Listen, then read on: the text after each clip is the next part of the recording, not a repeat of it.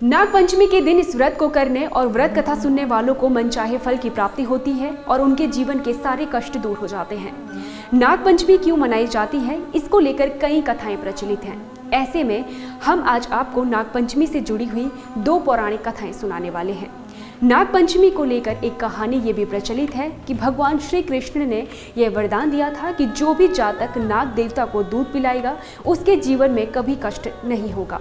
एक कथा के अनुसार कालिया नाम के एक नाग ने पूरी यमुना नदी में विष घोल दिया था।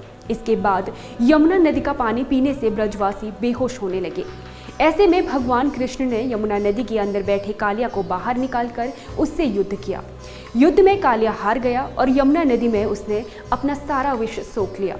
भगवान श्री कृष्ण ने प्रसन्न होकर कालिया को वरदान दिया और कहा कि सावन के शुक्ल पक्ष की पंचमी तिथि के दिन नाग पंचमी का त्योहार मनाया जाएगा और सर्पों की पूजा की जाएगी। वहीं एक दूसरी कथा के अनुसार एक बार एक किसान था जिसके 2 बेटे और एक बेटी थी। वो सभी गांव में रहते ही मेहनत करते थे। किसान अपने परिवार का पेट पालने के लिए हल चलाता था। एक दिन हल जोतते हुए गलती से उसने नागिन के अंडों को कुचल दिया। इससे नागिन के अंडे नष्ट हो गए।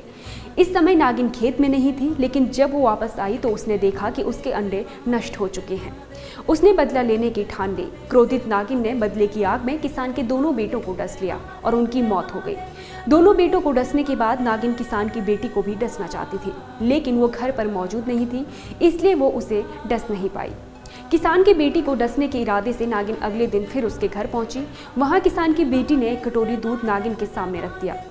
यह सब देखकर वो बहुत हैरान हुई। उस लड़की ने नागिन से माफ़ी मांगी। किसान की बेटी के क्षमा भाव को देखकर नागिन बेहद खुश हुई और उसके दोनों भाइयों को जीवित कर दिया। यह घटना श्रावण शुक्ल की पंचमी तिथि को हुई।